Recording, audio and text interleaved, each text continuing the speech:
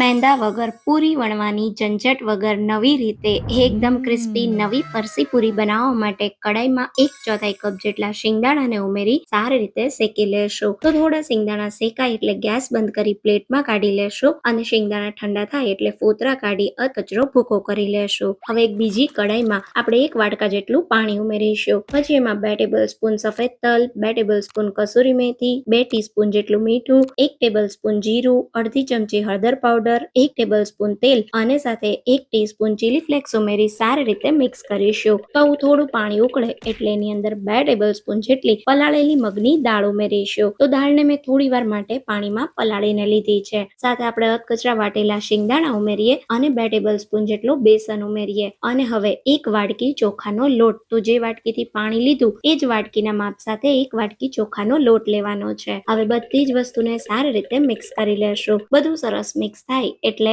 જે આપણે મિશ્રણ તૈયાર કર્યું એને એક મોટા વાસણમાં કાઢી લેશું. મિશ્રણને હાથથી ટચ કરી શકીએ એટલું ઠંડુ થાય એટલે હાથ પર થોડું તેલ લગાવી અને લોટને સારી રીતે હલકા હાથે મસળી અને ભેગો કરી લેશું. પછી આ રીતે પૂરી બનાવવા માટે નાની નાની સાઈઝના લુવા કરી લેશું. હવે આજે પૂરી વણ્યા વગર તૈયાર કરવાની છે, એના માટે પ્લાસ્ટિક શીટને બંને બાજુથી હલકા તેલ સાથે ગ્રીસ કરીએ. પછી આ રીતે વચ્ચે લું રાખી પ્લાસ્ટિકની શીટથી કવર કરી અને ઉપર આપણે આ રીતે કોઈ ડીશથી પ્રેસ કરી અને પૂરી વણીને તૈયાર કરીશું. તો વેલણથી વણવાની ઝંઝટ વગર આ રીતે પૂરી એકદમ ફટાફટ તૈયાર થઈ જાય છે. તો આ રીતે એકવારમાં કડાઈમાં જેટલી સમાય એટલી પૂરી તૈયાર થાય એટલે હવે મીડિયમ ગરમ તેલમાં એક પૂરીને ઉમેરતા જશું. શરૂઆતમાં પૂરીને થોડી સેટ થવા દેવાની. એકવાર પૂરી થોડી સેટ થઈ એક બાજુથી હલકી ક્રિસ્પી થાય એટલે સાઈડ પલટાવી મીડિયમ ગેસની ફ્લેમ પર બંને બાજુથી સરસ ક્રિસ્પી પૂરી થાય ત્યાં સુધી તળી લેશું. તળાયેલી આ પૂરીને તમે એકવાર તૈયાર કરી અને મહિનાઓ સુધી સાચવી શકો છો, ખાઈ શકો છો.